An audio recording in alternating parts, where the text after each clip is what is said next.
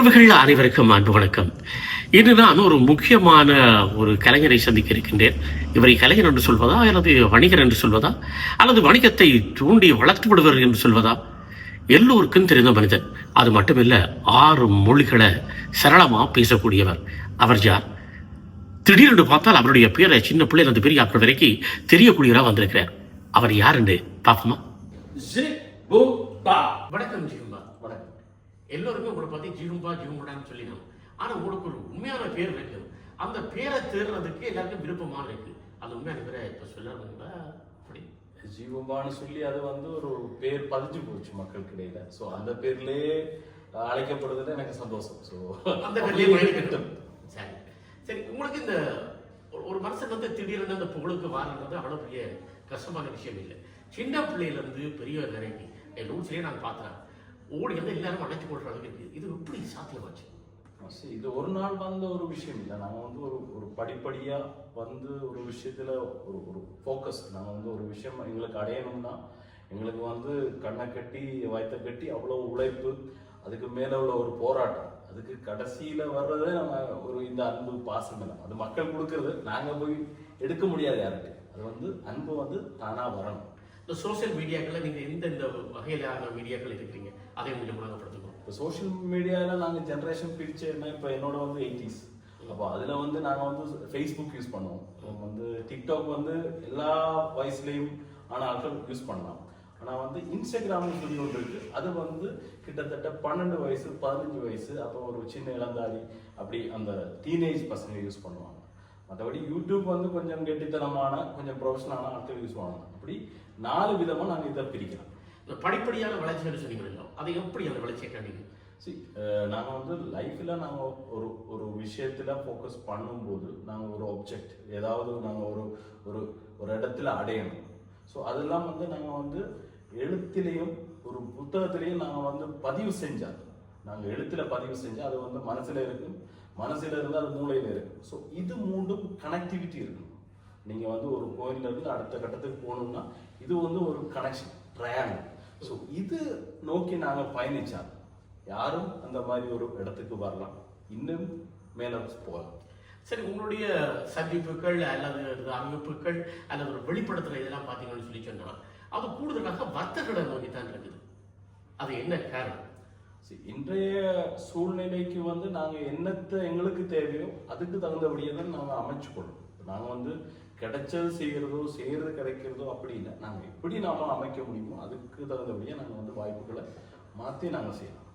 இப்போ நீங்கள் சில வர்த்தகர்களுக்கு இந்த கடையில் இந்த பொருட்களை வாங்கிக் கொள்ளலாம், அல்லது கொரோனாவுக்கு கூட நீங்கள் கொடுத்த விளம்பரத்தில் கூட பார்க்கக்கூடிய இருந்தது.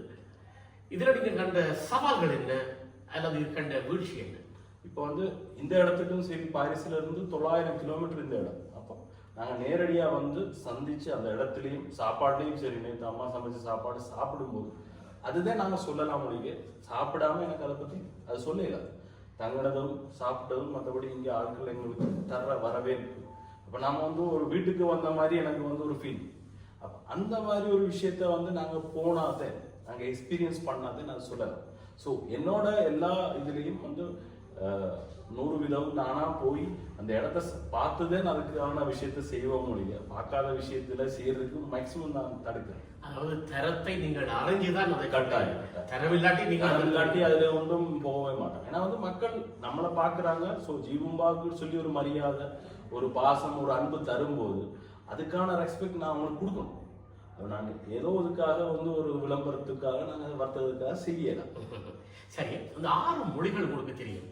அந்த 6 மொழிகள் என்ன, அதை எப்படி கற்றுக்கொண்டீங்க, அதை பற்றி கொஞ்சம் சொல்லுங்களேன். 6 மொழியில ரொம்ப கஷ்டமான ஒரு மொழி அரப் தான். நான் கிட்டத்தட்ட கன வருஷம் அரப் நாட்டில் வேலை செஞ்சாங்க. ஸோ அது தகுந்தபடியா அவங்க கட்டாயம் நாங்கள் அந்த மொழி கதைக்கணும். ஸோ அரபு மொழி அந்த வேலை சம்பந்தமா கதைச்சாங்க. மற்றபடி பிரான்ஸ் நாட்டில் கடந்த 11 வருஷமா இருக்கிறாங்க. ஸோ கட்டாயம் உங்களுக்கு தெரியும், நீங்க எவ்வளவு வருஷமா பிரான்ஸ்ல இருக்கீங்க, கட்டாயம் பிரான்ஸ்ல வாழ்ந்தா பிரெஞ்சு மொழி தெரியும்.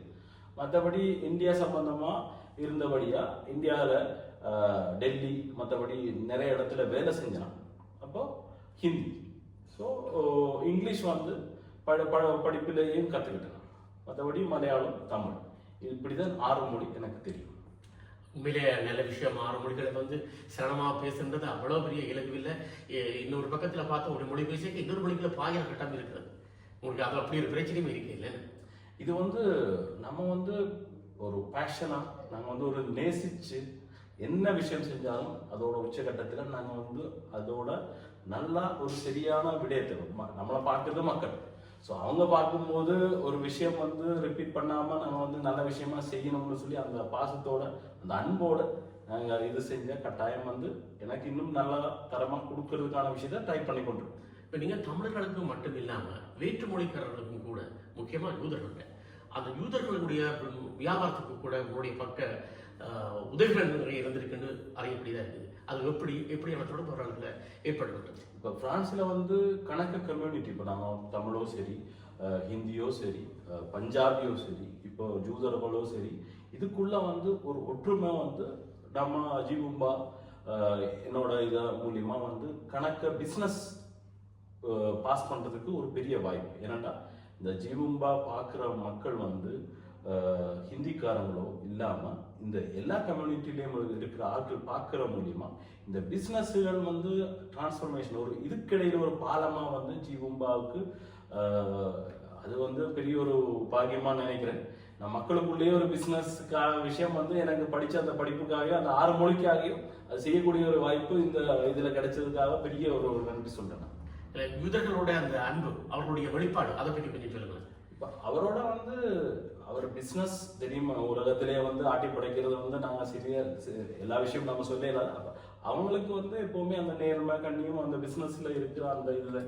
ஸோ அவங்களுக்கு என் மேலே பிடிச்ச விஷயம் வந்து நான் வந்து எப்போவுமே கட் ஆன் ரைட். நம்ம வந்து ஒரு விஷயத்துலேயும் ஸோ அதுக்காக தான் அவங்க வந்து இவ்வளோ நம்ம மேலே பாசம் வச்சிருக்காங்க.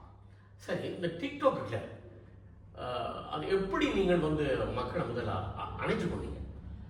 இதெல்லாம் வந்து நாங்கள் முதல் போகும்போது ஒரு கதவும் திறக்காது.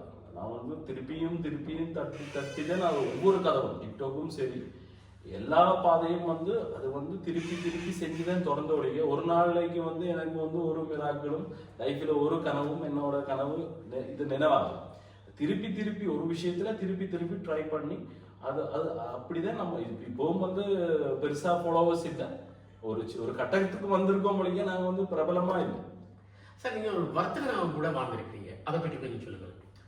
வர்த்தகத்துறையில் உள்ள ஈடுபாடு, அது அந்த நிலைப்பாட்டில் இருந்து உங்களோட வளர்ச்சி எப்படி இருந்திருக்கு, அதை பற்றி கொஞ்சம் விளக்கம். உலக நாட்டில் கிட்டத்தட்ட 40 நாட் பயணம் செஞ்சுருக்கோம். அப்போ எல்லா நாட்டிலையும் போய்க்கு அந்த மக்களோடு மக்களாக வந்து நாங்கள் வந்து சாப்பாடும் சரி மொழியும் சரி அவங்களுக்குள்ள ஒரு ஆளாக வாழ்றதுக்கான வாய்ப்பு கிடைச்சிருக்கு. ஸோ இதெல்லாம் வந்து பிஸ்னஸ் சம்மந்தமாக நாங்கள் பார்க்க வந்து ஒவ்வொரு நாட்டுக்கும் வந்து தனியான ஒரு இது இருக்கு.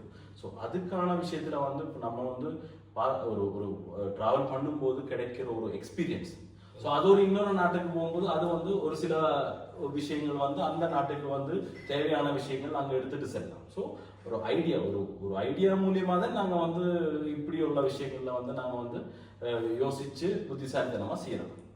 சரி, இந்த ஜீகும்பா என்று நீங்கள் சொல்லிங்க, சாதாரணமாக இந்த நகைச்சுவையாக சொல்ல வேணும், அதிலையும் வந்து உங்களுக்கு ஒரு குளிர்ச்சியோடு ஏற்படுத்திக் கொள்ளணும். அந்த சொல்லுற அந்த நேரத்தில் நீங்களாகவே அந்த குளிர்ச்சியை ஏற்படுத்திக் கொள்ளுவீங்களா அல்லது அது ஒரு பழக்கப்பட்டு போச்சா? முதல் சொல்லைக்கு வந்து ஒரு தாராளம் வந்து சொல்லும் எப்படி இருந்தாலும் நீங்க நினைக்கலாம். பட் அதுக்கப்புறம் வந்து நாம வந்து ஒரு மார்க்கா அதுக்கான ஒரு ஐடென்டிட்டியா மாறிக்கொண்டிருக்கும் போது ஸோ அது வந்து அதுக்கான ஒரு விஷயத்த வந்து நாங்கள் வந்து தயார்படுத்தி மக்கள் வந்து அதை வந்து இது செய்யும் போது நாங்கள் அதுக்கான ஒரு பயிற்சி ஒன்று இருக்கு. இப்போ நாங்கள் வந்து ஒரு நாளைக்கு வந்து சொல்லாமல் நாங்கள் வந்து அதுக்கான பயிற்சி மூலியமாக தான் திருப்பியும் நல்ல இது கொடுத்து கொண்டிருக்கோம். நல்ல விஷயம். இந்த குறுகிய நேரத்தில் நீங்கள் ஹோட்டல் கொரோனாவுக்கு விளம்பரப்படுத்துவது மட்டுமல்ல, அது சொன்னீங்கள் தரத்தை அறிந்துதான் நான் செய்வேன், அதை ருசித்து பார்த்தீர்கள், ஹோட்டலை முழுமையாக பார்த்தீர்கள். பார்த்ததன் பின்னால் அந்த தரத்தோடு உங்களுடைய விளம்பரமும் அமைந்திருந்தது. நன்றி, வாழ்த்துக்கள். என்றும் நீங்கள் இன்னும் சொன்னீங்கள், ஒரு விஷயத்தை சொன்னீங்க, இன்னும் நான் உயர வேண்டிய இடம் இருக்கின்றது என்று. ஒரு சில பேர் 1 லட்சம் 2 லட்சத்தை கண்ணா போதும், இது உயர்ந்து விட்டேன் என்று இறங்கும் கொள்வார்கள். அந்த நிலை இல்லாமல் நீங்கள் சொல்லுகின்றீர்கள் இன்னும் வளர இடம் என்று. வாழ்த்துக்கள் உங்களது வளர்ச்சிக்கு. ரொம்ப நன்றி, மகிழ்ச்சி, சந்தோஷம்.